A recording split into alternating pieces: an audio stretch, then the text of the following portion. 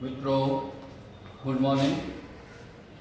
રસાયણ વિજ્ઞાન ચેપ્ટર 2ની અંદર પરમાણુનું જે બંધારણ છે તેની અંદર જે દાખલાઓ આપણે ગણીએ છીએ તેમાં ટાઈપ 1ના અને ટાઈપ 2ના દાખલા ગણેલા છે આપણે. હવે ટાઈપ 3ના જે દાખલાઓ છે તેની અંદર મિત્રો આટલી વિગતો આવે છે. ફોટો ઇલેક્ટ્રિક અસર આવે, વિકિરણનો દ્વૈત સ્વભાવ, દહેલીજ આવૃત્તિ, થ્રેશોલ્ડ આવૃત્તિ એમ કહેવાય, વર્ક ફંક્શન, કાર્ય વિધેય વગેરે પરથી જે દાખલાઓ છે, પણ એને માટે તમારે થિયોરેટિકલ બેકગ્રાઉન્ડ બરાબર હોવું જરૂરી છે.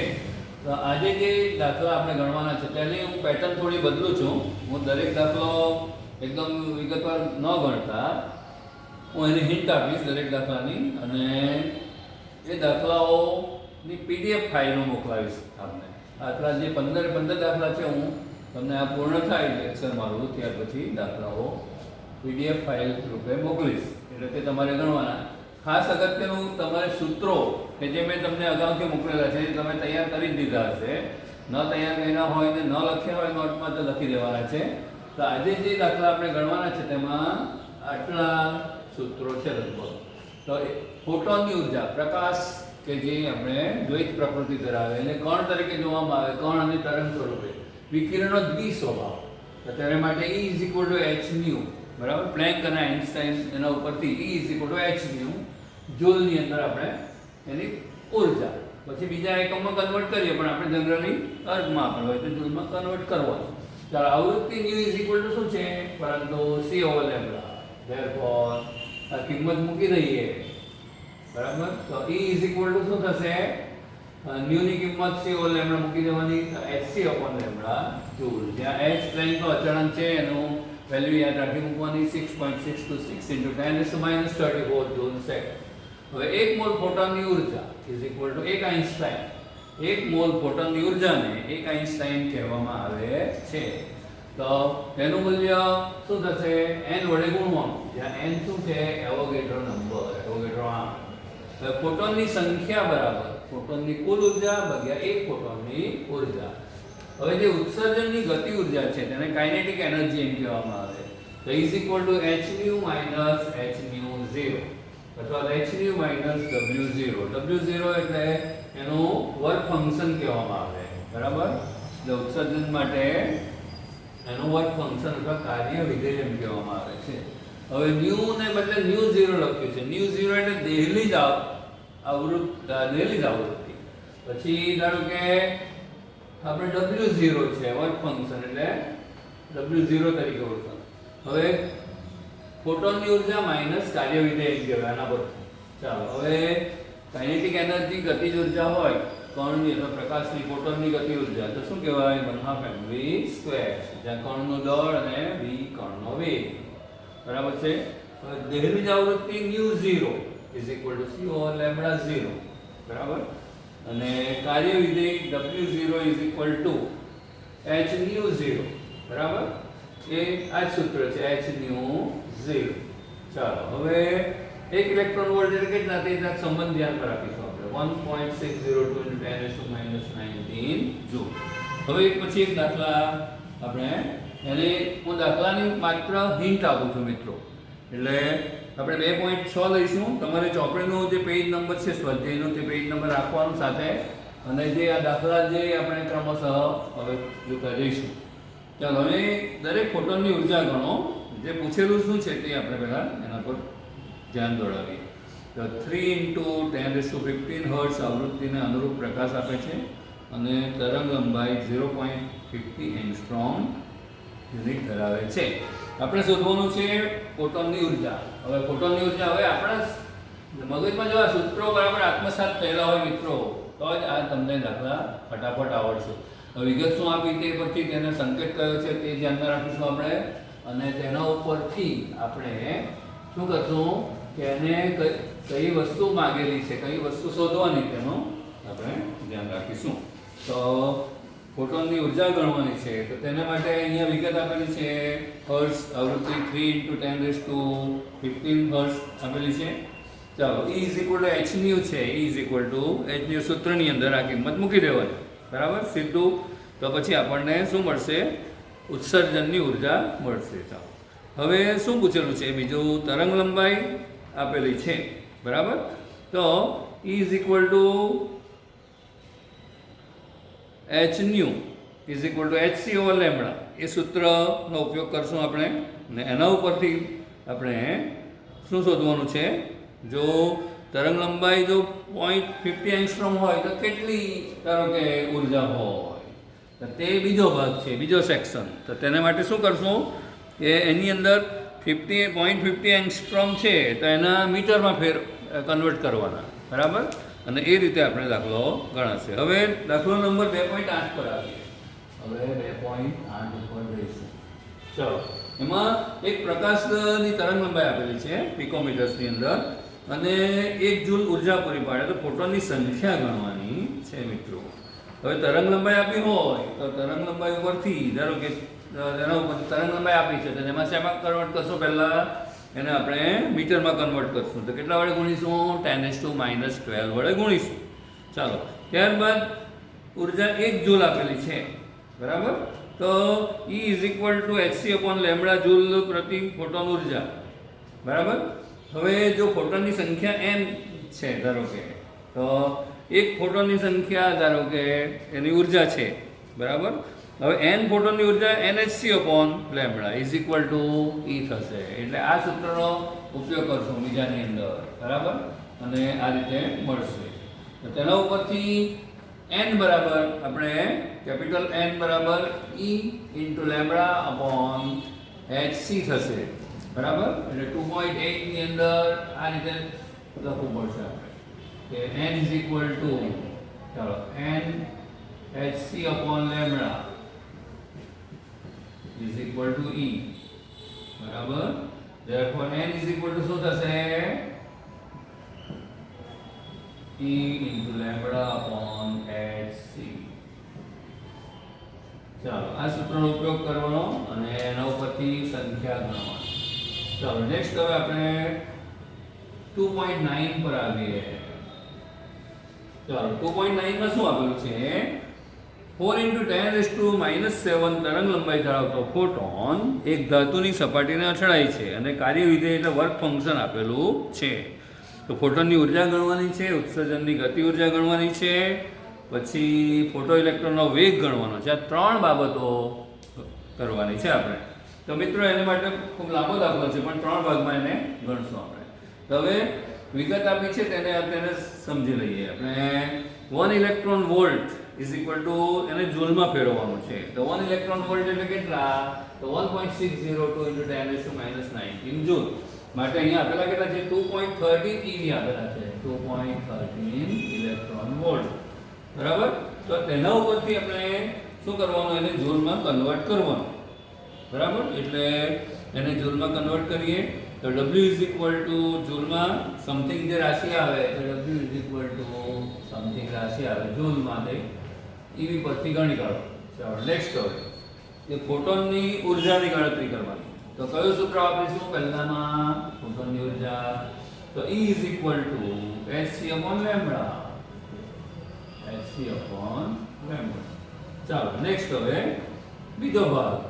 ચાલો, હવે આ કિંમતો પ્રચલિત સંકેતમાં મૂકી દેવાની.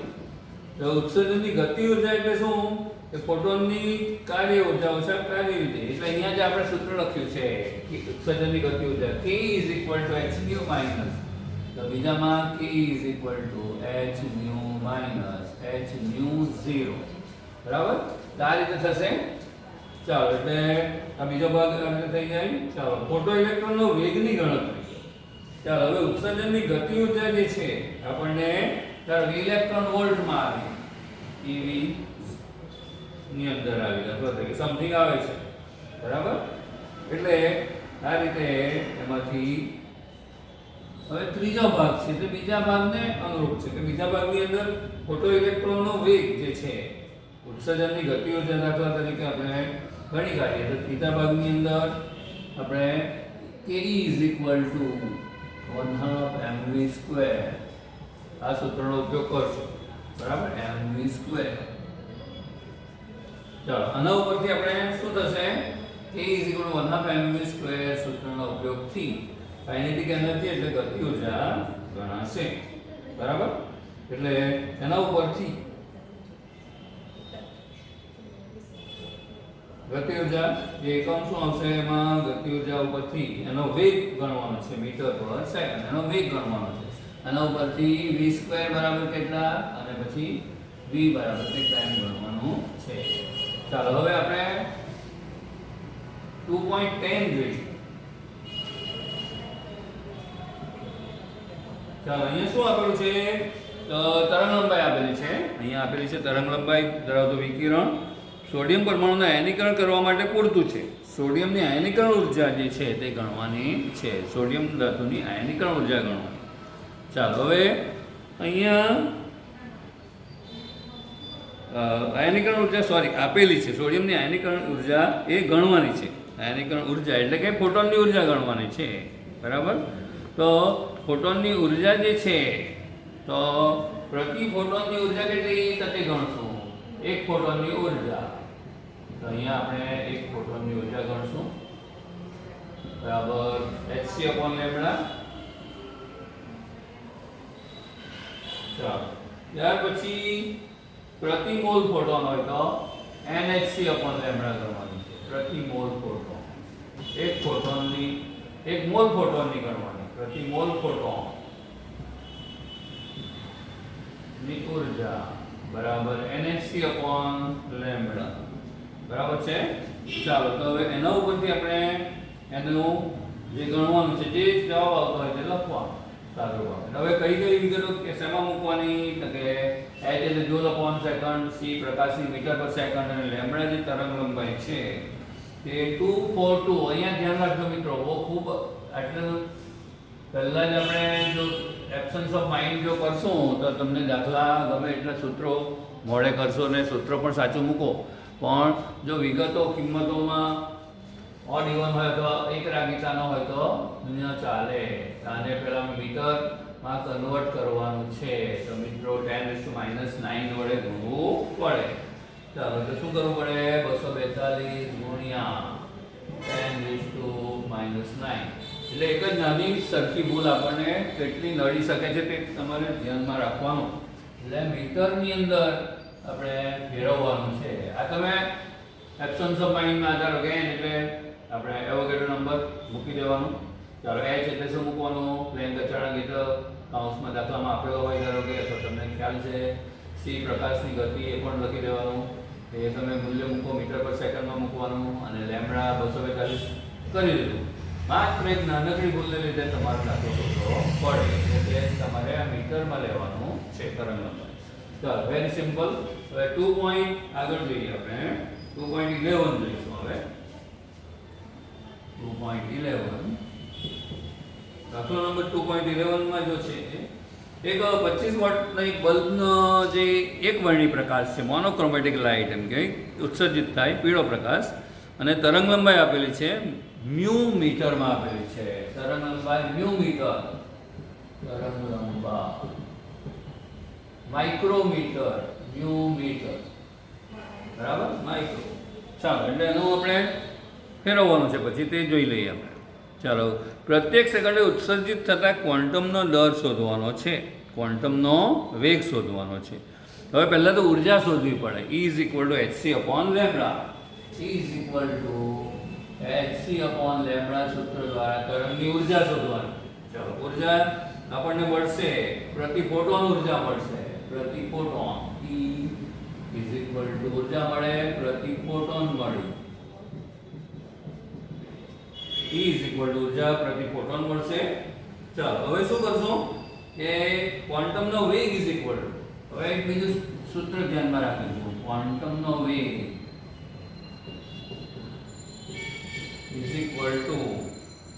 ઉત્સર્જિત બલ્બની ઉર્જા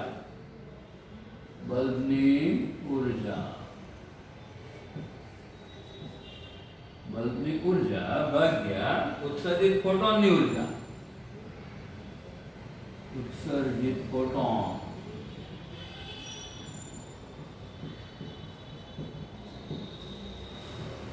ઉત્સર્જિત ફોટોનની ઉર્જા.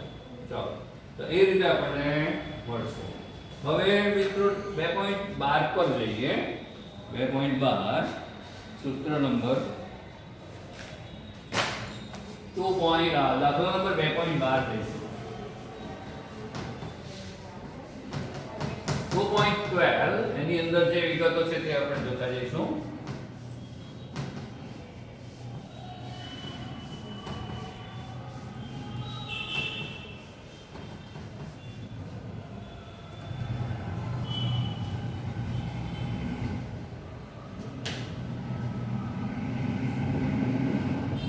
ચાલો 2.12 માં એક ધાતુની સપાટીને 6800 એંગસ્ટ્રોમની તરંગ લંબાઈવાળા વિકિરણની સામે ખુલ્લી મૂકવામાં આવે છે ત્યારે શૂન્ય વેગથી ઇલેક્ટ્રોન ઉત્સર્જિત થાય છે. ધાતુની દહેલીજ આવૃત્તિ અને કાર્યવિધેય ગણવાનું છે.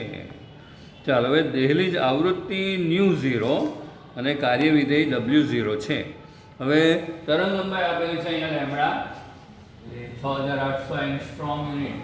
હવે માઇન્ડ વેલ કે આપણે એને ફેરવવાનું છે મીટરની અંદર.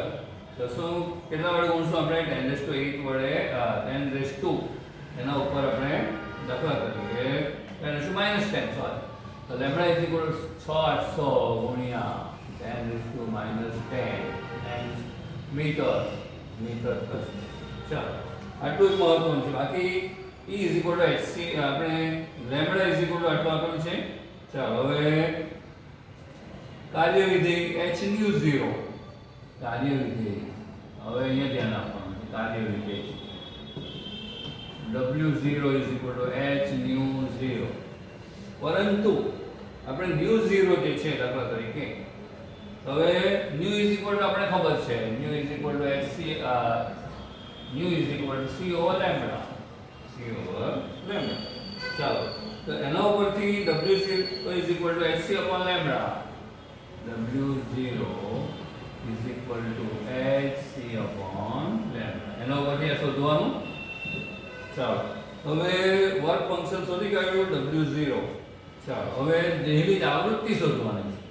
અહીંયા W0 જે શોધ્યું તેનો ઉપયોગ બીજા ભાગમાં કરવાનો છે. બીજા ભાગમાં શું કરશું આપણે કે દહેલીજ આવૃત્તિ. હવે દહેલીજ આવૃત્તિ ν0 દહેલીજ આવૃત્તિ ν0 is equal to W0 upon h. W0 upon h. બરાબર. ચાલો તો એનું એક ગણી કાઢવાનું. W0 વિગતો મૂકવાની. ઉપર જે W0 જે ગણ્યું ધારો કે અહીંયા બરાબર W0 જે આવશે શેમાં આવશે અહીંયા જૂલમાં આવશે. જૂલમાં આવશે. એને આપણે શેમાં કન્વર્ટ કરવાનું છે જૂલમાં મૂકવાનું છે અને h તો જૂલ સેકન્ડમાં છે 6.626. એટલે આ રીતે આપણે 2.12 સુધી જોયું. બીજું આપણે ગણીએ છીએ 2.46 પર જઈએ પછી 2.46 પર આગળ ગણીએ 2.46 ગણીએ મિત્રો. 2.46 એમાં નાઇટ્રોજન લેસર 337.1 નેનોમીટર તરંગ લંબાઈએ એક વિકિરણ ઉત્પન્ન કરે તો ઉત્સર્જિત ફોટોન ધારો કે સંખ્યા આપેલી છે 5.6 × 10⁻24. આ લેસરની શક્તિ ગણવાની છે આપણે. હવે ઉત્સર્જિત લેસરની જે ઉર્જા છે E = hc upon lambda એ આપણે જાણીએ છીએ. હવે ફોટોનની સંખ્યા અહીં આપેલી છે મિત્રો. તો 5.6 × 10⁻24 એ સંખ્યા આપેલી કોઈ એકમ રહી છે તો તમને ખ્યાલ છે. હવે લેસરની કુલ ઉર્જા ગણવી હોય તો આ તો એક ફોટોનની ઉર્જા એમ કહેવાય. તો કુલ ઉર્જા EP બરાબર શું થશે nhc upon lambda થશે. બરાબર. ચાલો n એટલે એની સંખ્યા છે તો n સંખ્યા. હવે ખાસ અગત્યનું કે અહીંયા શું આપેલું છે તરંગ લંબાઈ આપેલી છે 337.1. તો ભૂલમાં આપણે 337.1 નથી લખતા પણ શું લખવાનું છે તમારે કરેક્ટલી મીટરમાં ફેરવી દેવાનું એટલે 10⁻9 વડે ગુણવાનું છે. બાકીનું ગણતરી તમારે કરવાની છે. બરાબર. એટલે મારે તો માત્ર હિન્ટ જ આપવાની છે આપને. હવે આપણે 2.47 પર આવીએ. બરાબર. 2.47 જે છે એની અંદર 4 ભાગમાં દાખલો છે. જરાક સમજી લઈશું. નિયોન વાયુ સામાન્ય રીતે સાઇન બોર્ડમાં વપરાય જેની જો તે 616 નેનોમીટર તરંગ લંબાઈ ખૂબ તીવ્રતાથી ઉત્સર્જિત કરતો હોય તો આપણે ઉત્સર્જનની આવૃત્તિ ગણવાની, પછી 30 સેકન્ડમાં કેટલું અંતર કાપશે આ વિકિરણ તે ગણવાનું છે, ક્વોન્ટમની ઉર્જા એ ગણવાની છે, ક્વોન્ટમની સંખ્યા ગણવાની છે જો 2 જૂલ ઉર્જા ઉત્પન્ન કરે ત્યારે નિયોન વાયુ, બરાબર, એ બલ્બ ધારો કે. તો 4 મુદ્દામાંથી પહેલો મુદ્દો હોય છે ઉત્સર્જનની આવૃત્તિ ગણવાની છે. દાખલા તરીકે તો new is equal two C over lambda. ચાલો, સી એટલે પ્રકાશની ગતિ 3.0 ઇન્ટુ 10⁸ મીટર પર સેકન્ડ, અને લેમ્ડા ઇઝ ઇક્વલ ટુ 616 છે તો 616 ગુણ્યા 10⁻⁹ મીટર, અહીંયા મીટર પર સેકન્ડ, એટલે પ્રતિ સેકન્ડ આવવાની આવૃત્તિ સેકન્ડ ઇનવર્સ સમથિંગ એ તમારું કામ. ચાલો, હવે કાપેલ અંતર 30 સેકન્ડમાં જે વાયુએ જે કાપેલું અંતર છે ફોટોને, ધારો કે ઉત્સર્જન દરમિયાન એનું અંતર કેટલું કાપે, તો વેગ, પ્રકાશનો વેગ c, પ્રકાશનો વેગ, આ કોનો વેગ લેવાનો છે આપણે, પ્રકાશનો વેગ ગુણ્યા સમય લેવાનો છે, બરાબર. ચાલો, તો એના ઉપરથી આપણને લગભગ જવાબ આવશે 90 લાખ કિલોમીટર આવે, બરાબર. 90 લાખ કિલોમીટર આવે, સાદરો બાપો એટલે ખ્યાલ આવ્યો છે, મીટર આવે તેના બધી 90 લાખ કિલોમીટર. ચાલો, હવે ક્વોન્ટમની ઉર્જા is equal to hc upon lambda, જ્યાં પ્રચંડ સંકેતમાં મૂકવાનો h એટલે 6.626 × 10⁻34 ઇન્ટુ c એટલે 3.0 × 10⁸ અને 6.616 × 10⁻⁹ લેમ્ડા. તો એના ઉપરથી આપણને શું મળશે, ઉર્જા મળશે, ક્વોન્ટમની ઉર્જા. હવે 2 જૂલ ઉર્જા જો ફેંકતો હોય પ્રકાશ, ધારો કે એ બલ્બ અથવા એ વાયુ, નિયોન વાયુ, તો એની ક્વોન્ટમની સંખ્યા ગણવાની છે. તો એને માટે કુલ ઉર્જા ભાગ્યા એક ક્વોન્ટમની ઉર્જા. એક ક્વોન્ટમની ઉર્જા ક્યાંથી મળી મિત્રો, કે આની અંદરથી આ સ્ટેપમાં સી સ્ટેપ છે, સ્ટેપ સી માંથી એની કિંમત તમારે લઈ લેવાની, એટલે 2 જૂલ ભાગ્યા એ પણ જૂલમાં આવવાનું છે, એટલે કેટલા જે સંખ્યા છે તે આપણને મળશે, બરાબર. ચાલો, હવે આપણે 2.48 ગણીએ.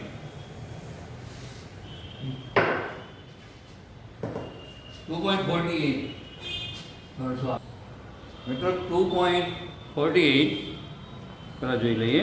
અંતરિક્ષ અવલોકનમાં દૂરના તારામાંથી અવલોકિત થતા સિગ્નલ સામાન્ય રીતે નબળા હોય છે. જો ફોટોન સંસૂચક એટલે કે ફોટોન ડિટેક્ટર એમ કહેવાય, એ 600 નેનોમીટર વિકિરણમાંથી 3.15 × 10⁻⁸ જૂલ જેટલી ઉર્જા પ્રાપ્ત કરે, બરાબર.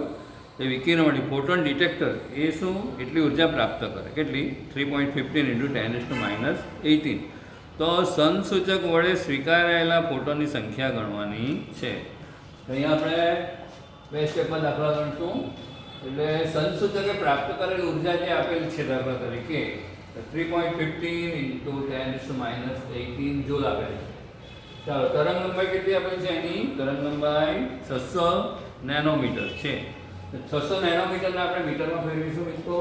ત્યાર પછી is equal to hc upon lambda સૂત્રથી એમાંથી એની એનર્જી ગણવાની, બરાબર, એની ઉર્જા ગણવાની છે. દાખલા તરીકે હું ડાયરેક્ટ જ લખી દઉં છું, જવાબ આવશે તમારો લગભગ 3.313 × 10⁻⁹ જૂલ, ધારો કે આટલો જવાબ આવે છે. હવે એનો ઉપયોગ કરીને શું કરવાનું, કુલ ઉર્જામાંથી એક ફોટોનની ઉર્જા બાદ કરવાની. ચાલો, આ એક ફોટોનની ઉર્જા કહેવાય, આ કોની ઉર્જા કહેવાય, એક ફોટોનની ઉર્જા. તો કુલ ઉર્જા કેટલી આપેલી છે અહીંયા, કુલ ઉર્જા જે છે તે 3.15 × 10⁻⁸ આપેલી છે. એના વડે 3.1313 × 10⁻⁹ ભાગો, બરાબર. ચાલો, એટલે આપણને એની સંખ્યા મળશે, એટલે લગભગ 10 ફોટોન આવશે, 10 ફોટોન આશરે 9 પોઈન્ટ સમથિંગ આવે એટલે 10 ફોટોન. ચાલો, નેક્સ્ટ હવે 2.49 જોઈએ. એની વિગતો આપણે જોઈ લઈશું. ઉત્તેજિત અવસ્થામાં અણુઓનો આયુષ્ય સમય પલ્સ વિકિરણ સ્ત્રોતનો ઉપયોગ કરીને નેનો સેકન્ડ વિસ્તારમાં માપવામાં આવે છે. ધારો કે વિકિરણનો સ્ત્રોત 2 નેનો સેકન્ડનો હોય તો પલ્સ સ્ત્રોત દરમિયાન ઉત્સર્જિત ફોટોનની સંખ્યા 2.5 ઇન્ટુ 10⁻15 આપેલી છે. તો ઉર્જા ગણવાની છે. હવે નેનો સેકન્ડ આપણે પ્રચલિત સંકેતમાં જ દાખલો ગણશું મિત્રો કે નેનો સેકન્ડ છે એને સેકન્ડમાં ફેરવવાનો. ચાલો ધારો કે નેનોમીટરને મીટરમાં ફેરવો હોય તો 10⁻⁹ તો નેનો સેકન્ડને આપણે સેકન્ડમાં ફેરવો હોય તો પણ 10⁻⁹ ને ગુણવાનું એટલે 2.0 × 10⁻⁹ સેકન્ડ થયા. ચાલો હવે આવૃત્તિ એટલે એક ભાગ્યા વિકિરણનો સમય, એકના છેદમાં વિકિરણનો સમય. એકના છેદમાં આ સમય ભાગવામાં એટલે આપણને આવૃત્તિ મળશે. એની આવૃત્તિ વિકિરણની આવૃત્તિ કેટલી થાય? 5.0 × 10⁸ સેકન્ડ.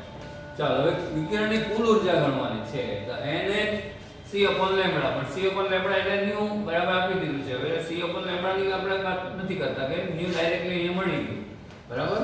તો ન્યુ મળી ગયું તો ન્યુ ની કિંમતનો અહીંયા ઉપયોગ કરશું, અહીંયા મૂકશું એટલે આપણને કુલ ઉર્જા 8.282 × 10⁻10 જૂલ.